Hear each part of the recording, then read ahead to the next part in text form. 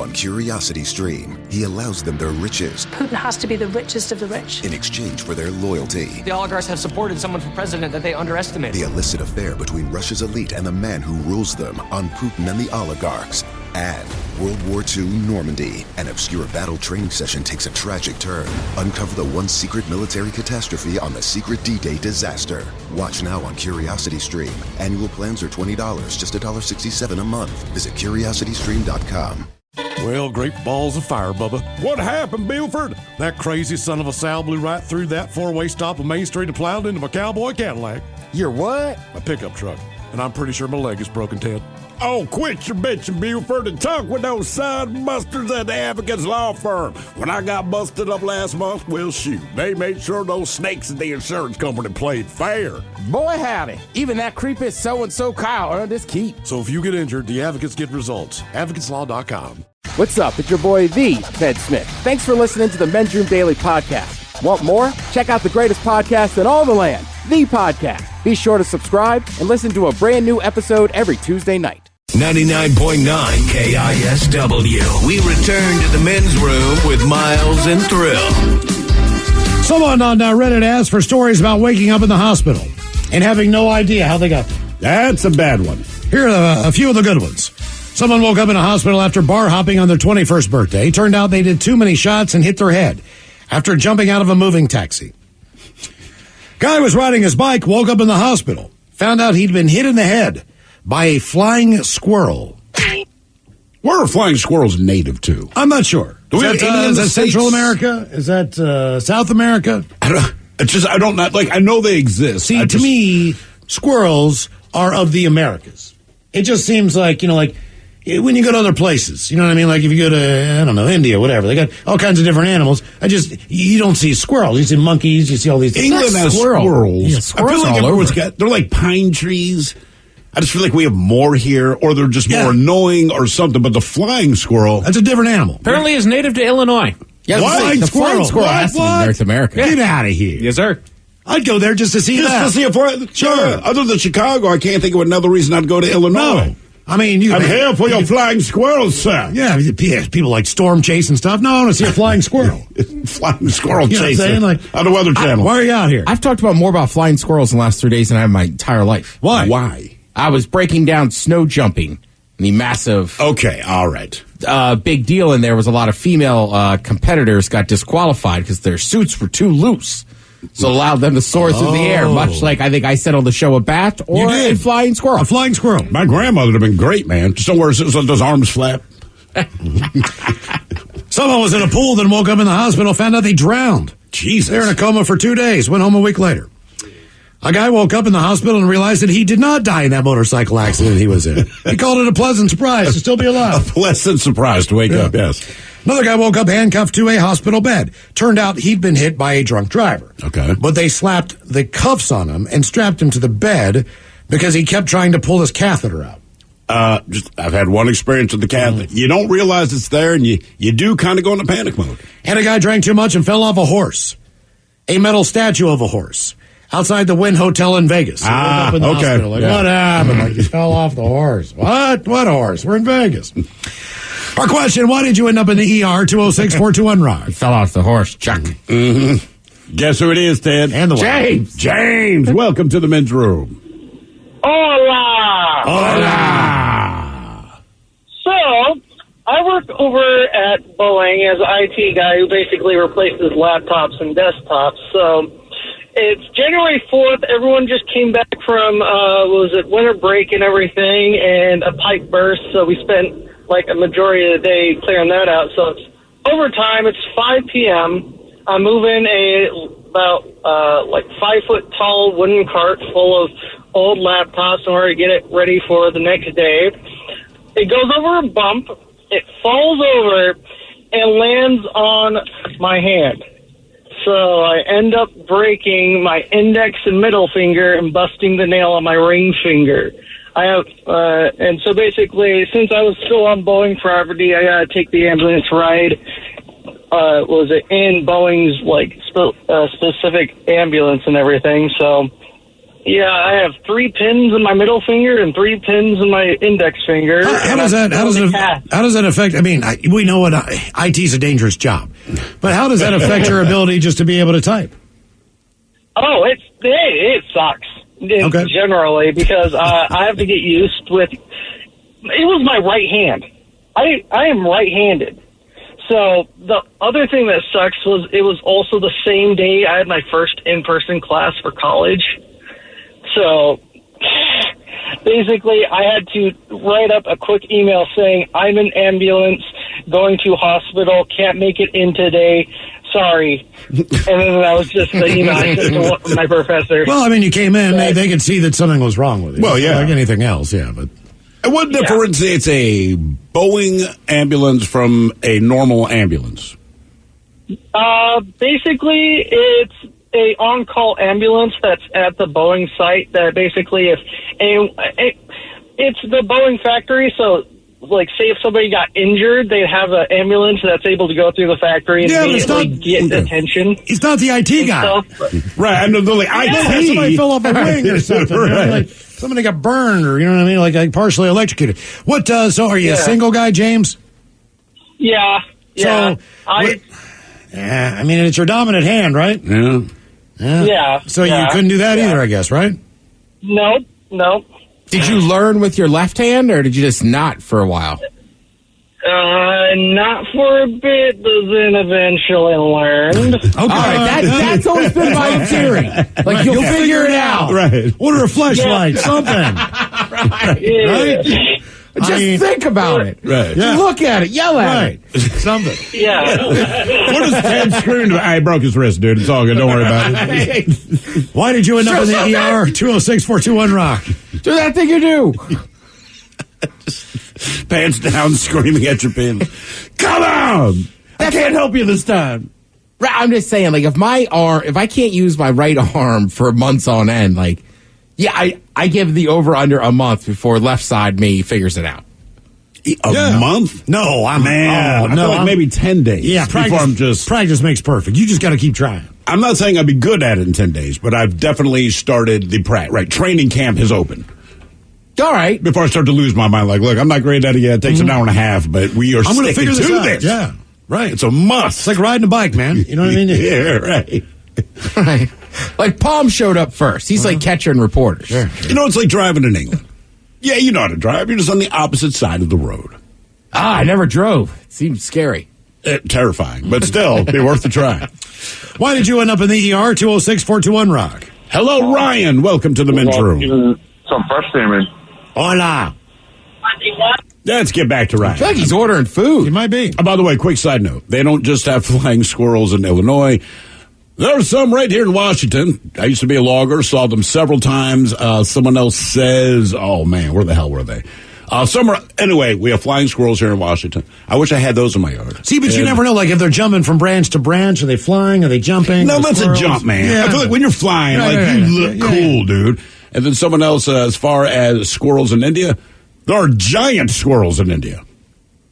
Yeah, I'm pretty sure squirrels are everywhere. And I feel like the flying squirrel is just a squirrel that's got, like, a bigger jacket or something. I mean, it is, but look, I've lived in a lot of different places in the United States. I have certainly seen squirrels every goddamn where I've ever lived, but not one time. Think about how many squirrels you've probably seen in your life. We're talking millions upon millions, right? I mean, this morning, go out and smoke a cigarette. There's like 80 of them out there doing it. Not one time, not one of them could fly. What the hell's that? What is that? That's that giant squirrel in India. Is that a pride squirrel? I know. What the hell is that? Oh, that's a squirrel? Well, see, I've never seen a squirrel in Mexico. I've seen a squirrel in Mexico. You have seen a squirrel? I have seen a squirrel. There's not a ton. Right, okay. They're everywhere, man. I'm telling you, go to Antarctica. It's like, that's a goddamn squirrel. It's like a pull my finger conversation. I'm not sure that it's like a world thing. You know what I mean? Like, I don't know where Did you see the email on that? Yeah, I did. Yeah, it turns out, not in Asia. A guy from the U.S. went to Asia for 3 years. He would try to do this, and apparently they're like, we don't know what you're talking about. And then when you reveal what you're doing, they're not happy. No. And these squirrels, they're not flying. No, but it's long gliding, man. Yeah. It is. I mean, they got a whole web thing going on. You know what I mean? Yeah, I mean, it's like if I could jump that far because my leathery armpits let me do it, like you'd say, you know what I mean? They'd be like, yeah, he's flying. Those are the only two mammals that can fly, right? Bat and a squirrel, I guess. A bat? Well, is a flying fox technically a bat? I guess it is. Yeah. Right? Yeah, so but still, I mean, it's a but relative squirrels, bat. they can't fly, because to Ted's point, they glide, right? They cannot propel themselves. They can just jump and not, like, smash into the ground. Correct. Where bats, although bats don't fly You're like a great. paraglider, like those people who wear those wings. Right. Essentially. Yeah, eventually you're coming down. Mm-hmm. I've never seen them, like, flap. No, you can't know go what I back mean? up. You're too fat. I guess we just always think, like, when something's flying, it seems like it's a great achievement. It's this and that. Sure. Except it's a squirrel, and then it's a flying rodent. Oh, I think it's kind of cool. I'm just telling you what they call them. I think that a flying squirrel is more impressive, say, than, like, the penguin that can't fly. Like, you are a freaking bird. You know what I mean? Like, most of your brethren, they can fly. But it swims. That's kind of your... So? A lot of birds swim. So what? It's like, yeah, you swim, but you can't do anything. Like other birds, like ducks are like, yeah, I can swim. Mm-hmm. Guess what, homie? I can fly.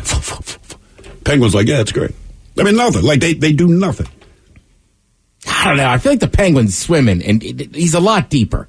And he's staying under for longer. Because he can't fly to do anything. You ever seen those birds go down ducks. for fish that are like 12 feet down in the water? Sure, and they swim down and grab them with their... But he's right. Penguins go down further. But okay, so you get to be a bird, all right? I am the god of birds. And I say, Ted, you can be, I don't know, a condor. You're ugly. But, dude, you can just glide for hours, right? I mean, just warm air pocket. That's all you got to do. It's like sitting in a hot tub in the air. Or you can be a penguin. You can dive your ass off, right? You're a fine hunter of fish. Can I fly? No. I just think that I'd rather be a penguin than a flying squirrel. Flying squirrel just seems like he's getting a lot of hype. At the end of the day, because he can fly, he can glide. That's like saying they're flying humans. Like that dude's doing a long jump. He's not flying. Wow, yeah, but better, it's still though, fun. man. You know what I mean? You still glide Here's around the thing. a little bit. I could train to be a long jumper. Well, not anymore. But you can take your kid. Right. So you can train, and maybe one day you can join the Olympic team. The squirrel, it's like, bro, you got armpit flaps or you don't. Mm-hmm. You can try to fly. What you're going to do is kill yourself when you fall out of a tree. That's all I'm saying. They got it going on. Why did you end up in the ER? 206-421-ROCK. Hello, Todd. Welcome to the men's room. Hola, bitches. Hola. So, a few years ago, I was 53 years old. I was at work, and I started having stomach pain. And my doctor had actually retired, and I didn't have a regular doctor anymore, so I went to one of the little clinic things, and the doctor there told me I had gas. Well, I told him he was wrong, and I left. But just in case I was a jackass on the way home, I picked up some gas X. That didn't help. 2 days later, the pain's getting worse, so I go into the emergency room, and they told me I had a burst appendix. Ooh. Oh, damn. And if you'd gotten here 1 second later, you would have died. That's always what they tell you. Actually, it wasn't that bad. It didn't get into my blood. All but, right. yeah, I mean, I actually called my sister about it, and she said, no, you would have died. I'm like, man, no, that's not what the surgeon says, but okay. Well, they always throw that at the end. For some reason with your appendix, it's always the next thing. Like if it would have been like 10 more minutes. Their appendix. right? Well, I've never heard of anybody dying from their appendix exploding. It's like they always seem to make it at the last possible second. Right, it's never good. You know what I'm saying? Like- extreme pain, right? But you would never hear the story. I mean, people must. I'm sure they have. We're just saying overwhelmingly, people seem to make it on time. The pain is extreme enough for people to motivate themselves. Right, to go to for the example, hospital. if Bob Saget would have died because his appendix erupted, they would have said that. Instantly. Right, said it was a bump on the head. Right, or whatever the deal. Apparently multiple bumps on the head. Did you read that? Multiple fractures. I did not. Yeah. No. So I'm wondering what the hell did he fall in the bathroom again? This is a hotel room. There's no kitchen. It's the most logical thing. He fell in the shower, right? But it could be a situation like where Ted had it, where you fall down, you take that initial hit, now you're out of it. You're concussed Right, so back. you then fall you again. keep falling, but Right, you're not exactly. even aware that you're still falling. falling down. Yeah. By the way, as far as doctors always telling you, if you'd waited and fill in the blank how much more time, you would be dead. I convinced myself over the weekend. They said there's 2 certainties in life, death and taxes. I'm like, there's 4. There's death, there's taxes, your electrician telling you that the previous electrician didn't know what he was doing, and that you would die within 1 minute if you didn't show up at the hospital. As a guarantee, those things happen. Yeah. I feel like a kid dying is almost always on there. I don't know that it happens that often, but I feel like every parent has a story of like, remember that time you almost died? Like, well, yeah. all right, you took me to the hospital, but But we do that hoping your behavior, because I'll tell that to my daughter. Well, you weren't even close, but it's like, yeah, you almost died jumping on the bed. And then in her mind, like, oh my God, she wasn't close. But here's the thing, you don't jump on the bed anymore. So as long as you think you almost died. Just know you could hurt yourself bad. Yep, that's it. That's all. Well, yeah, you got to remind them about all the kids that passed away running in the kitchen. You know how many kids have put out their eye with the scissors and they were running across the highway? In the kitchen. Right. Don't run with scissors. What rule? But there's a reason they say that. Somebody ran with scissors. Why did you end up in the ER? 206-421 Rock. Bet you $1 million it was an adult. Hello, Frank. Welcome to the men's room. Hola! Hola! Hey, short and sweet. I'm 60. I ride a Harley. I was in Montana. I'm riding with a squad of my devil dogs, and I punched the left rear quarter panel of a vehicle that was doing 60 when I was doing 80. Knocked me unconscious, popped his left rear tire. I rode the bike unconscious till I ended. I was out. I was done. Oh, hey. Again, Metro Colors, here are the 7 words Life you can't as say on same. the radio. They kept it in the bag. Please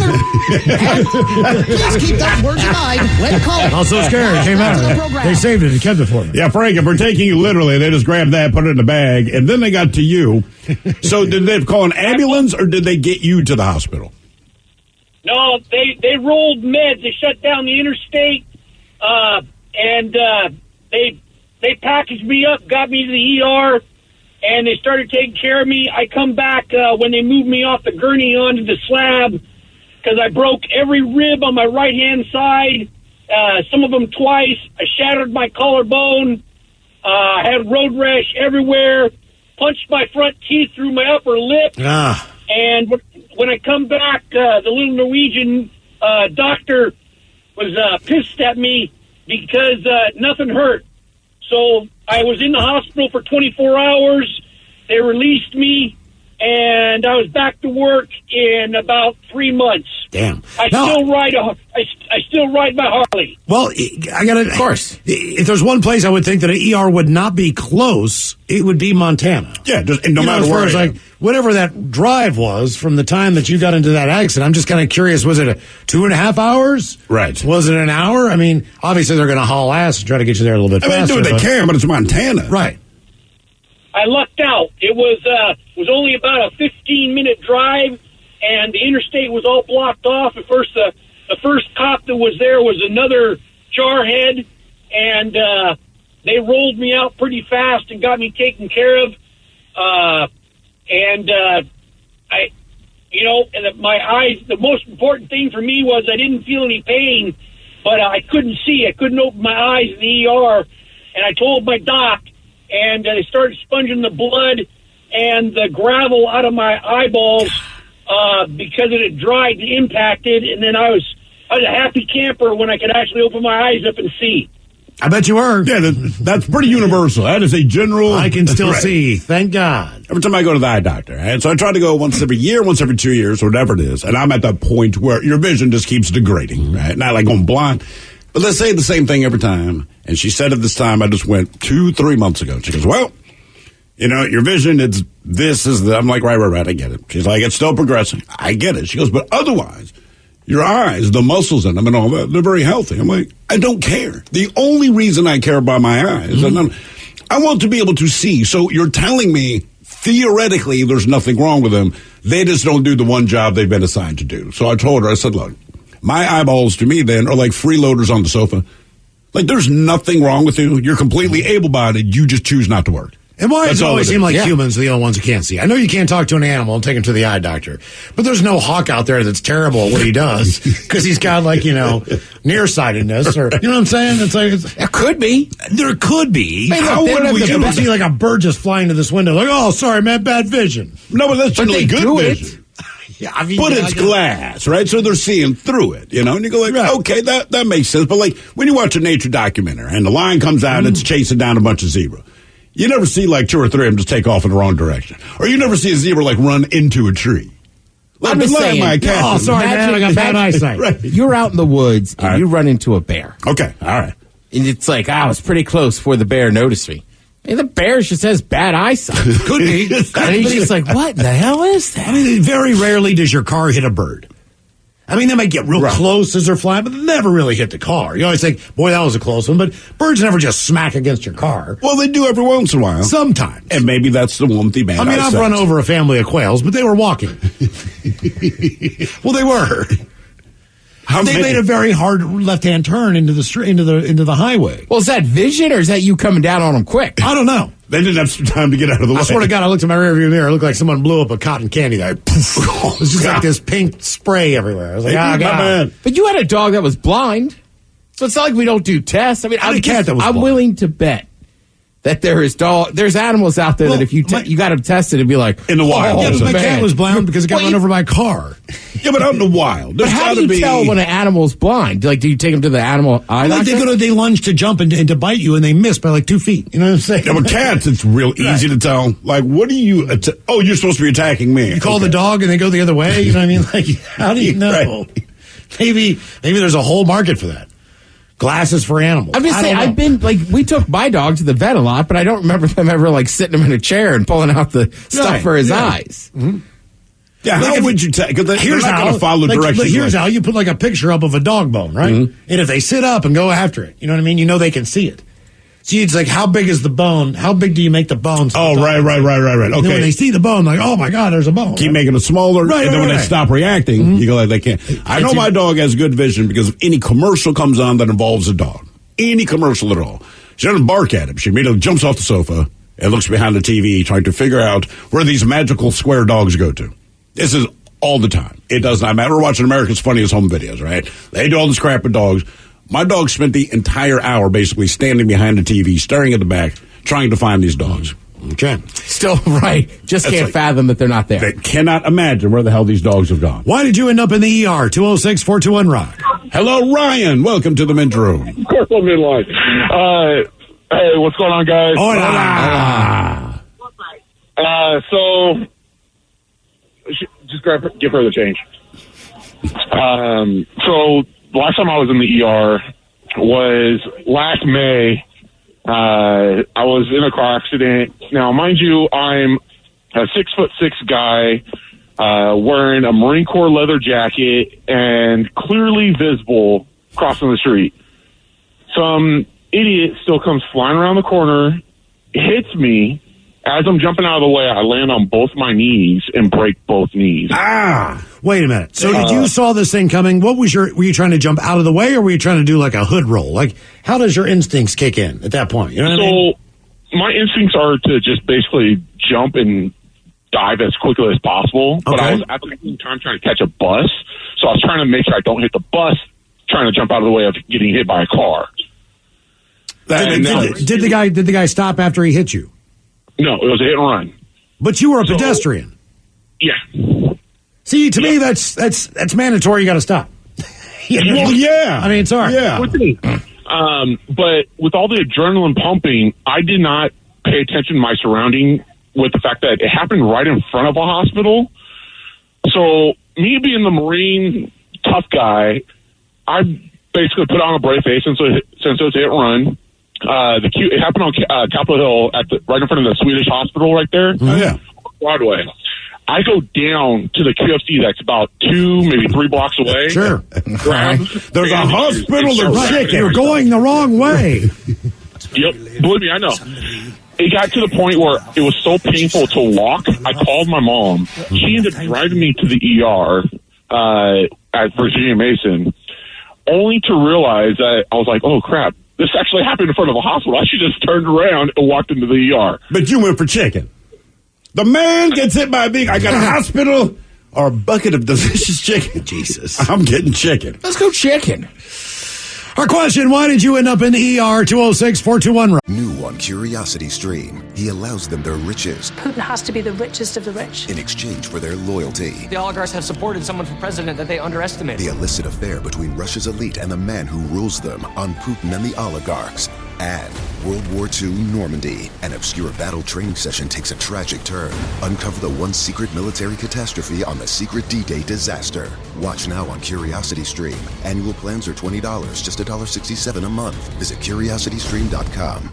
Hey, all of it, thank you so much for listening to the Men's Room podcast. And thanks to our pals at the Advocates Law Firm for being great partners. Yes, even you, creepy Kyle. Seriously, though, if you'd been injured as a result of somebody else in your car, on your bike, walking across the street, talk to our friends at the Advocates Law Firm and let them help you out. Yeah, they're the best injury lawyers around, and they want to make sure that you're not taken advantage of. Plus, your first consultation is free. It's simple. You get injured, the advocates get results. Contact them today at advocateslaw.com.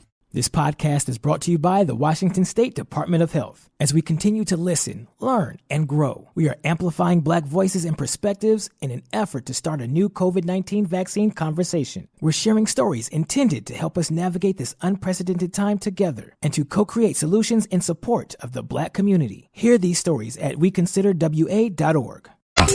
99.9 KISW. The shenanigans continue. This is the Men's Room with Miles and Thrill. Between 1978 and 1995, the Consumer Product Safety Commission recorded at least 37 deaths and 113 injuries resulting from consumers rocking or tilting vending machines in an attempt to obtain free soda or money. In the years between 2002 and 2015, vending machine injuries added up to 1,730 per year, including 4 annual fatalities. Really? Everything from injuries to the face, the upper trunk, the hand, 20% to the head, 70% to whole bodies, and the whole damn thing just fell over on you. Contusions, abrasions, lacerations, strains, sprains, and internal injuries. That's what happens. All because you get something free out of it the ate vending your machine. $1.50. Our question, why did you end up in the ER? 206-421-ROCK. Real quick, Miles, you were asking about blind or, say, deaf animals out in the wild. Right. Yeah. And a lot of people made very good points. They say, look, blind animals in the wild, they don't make it long enough to be noticed.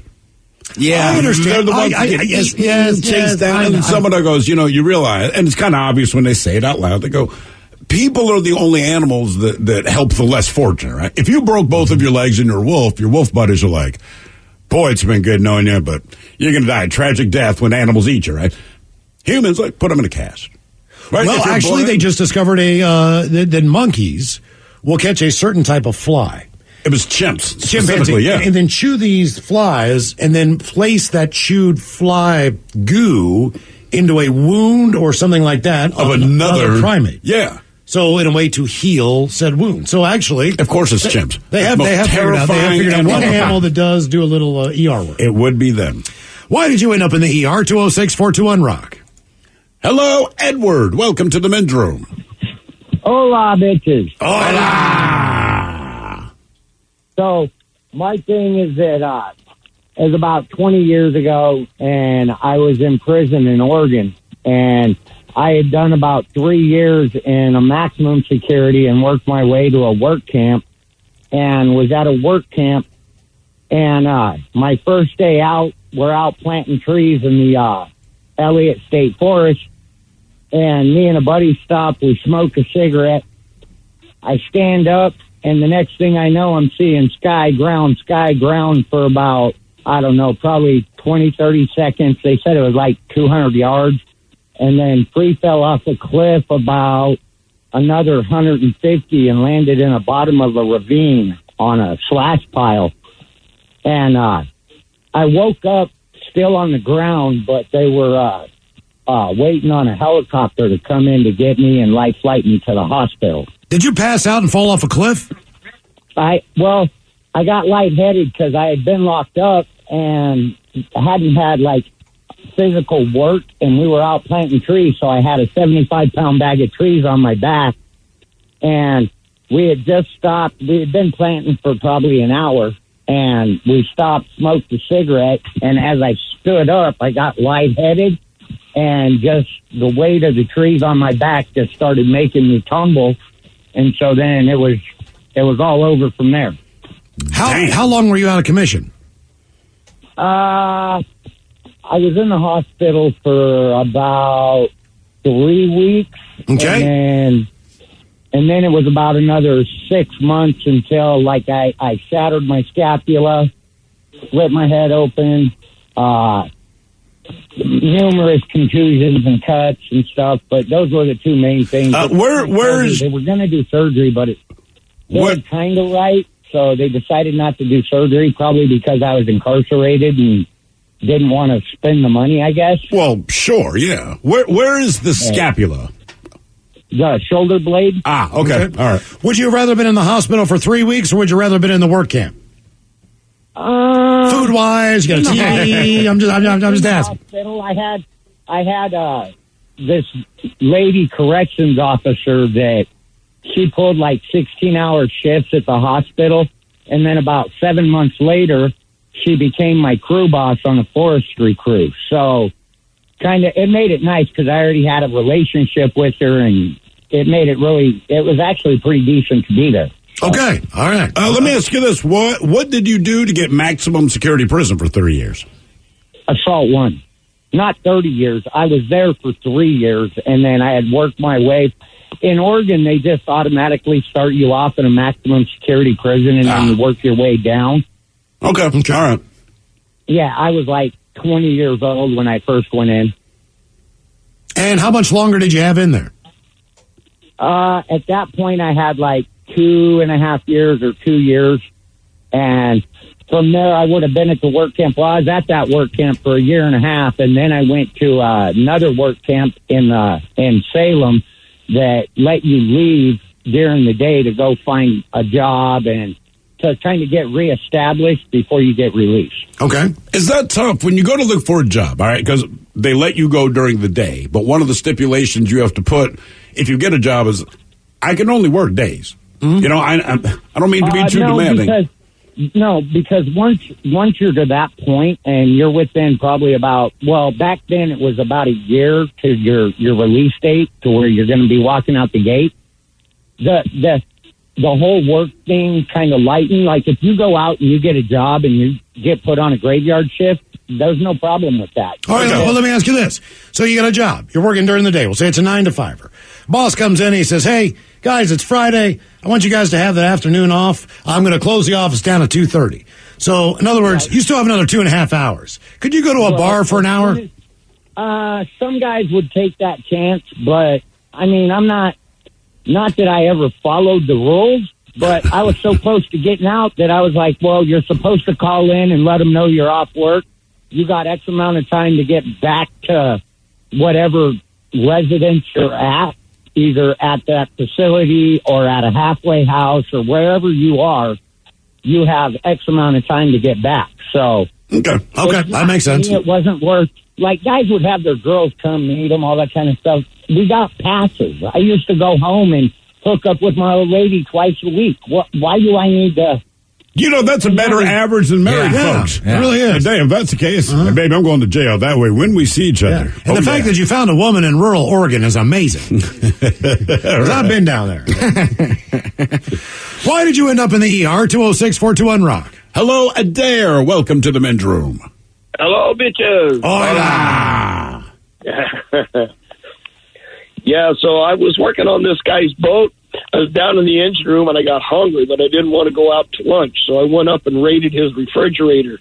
He didn't have anything in the refrigerator, but he did have 3 cookies in the freezer. So I ate all 3 cookies. They were really good cookies, if you know what I mean. And then I went back down to the engine room. Well, I was just kind of standing there, not doing anything. I couldn't figure out what I wanted to do. And my buddy called and said he'd buy lunch. So I walked up the pier and we met at this place to have lunch. And then all of a sudden I realized I was really screwed up. So those cookies had marijuana in them. Oh, yeah. I mean, look, as a general rule, and I know you know this now, and this is just me getting older and being a cynic, if cookies are in the freezer, I just assume they're spiked, right? Maybe not even the fridge if they're on the counter, but like if they're in the freezer, like just know what you're about to bite into. I have the same rule. Generally, cookies either get eaten or you give them to somebody else. Right. If they're in the freezer, just understand. You're not talking to the brightest bulb in the box here. So what happened? Did you freak out and check into the ER? Did you hurt yourself? Well, I couldn't. I felt like I was going to pass out. So I went and laid down in my truck and dialed 911 because I thought I was having a heart attack. Remember, not the brightest bulb in the box. Okay. So they show up, knock on the window, you're passed out. Now what? Yeah, they came in and they looked at me and they started smiling. And I'm thinking, why are you smiling at me? I think I'm dying. And then they didn't even take me in the fire truck. They called another private ambulance and took me in that. And I'm thinking, maybe I'm not dying. How long were you high?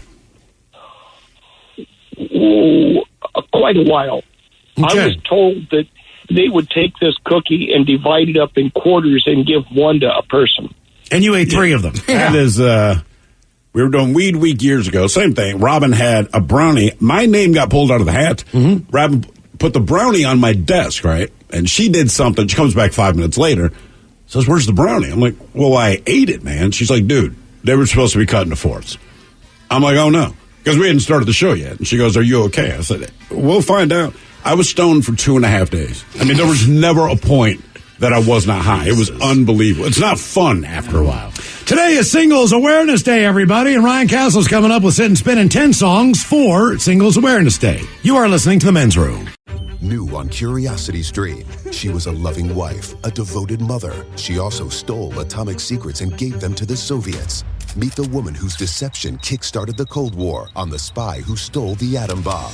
And what if they catch you? Then I shall be shot. They're coming! Come back! relive history's most death-defying escapes. It's Impossible Escapes, Civil War. Watch now on Curiosity Stream. Annual plans are $20, just $1.67 a month. Visit CuriosityStream.com.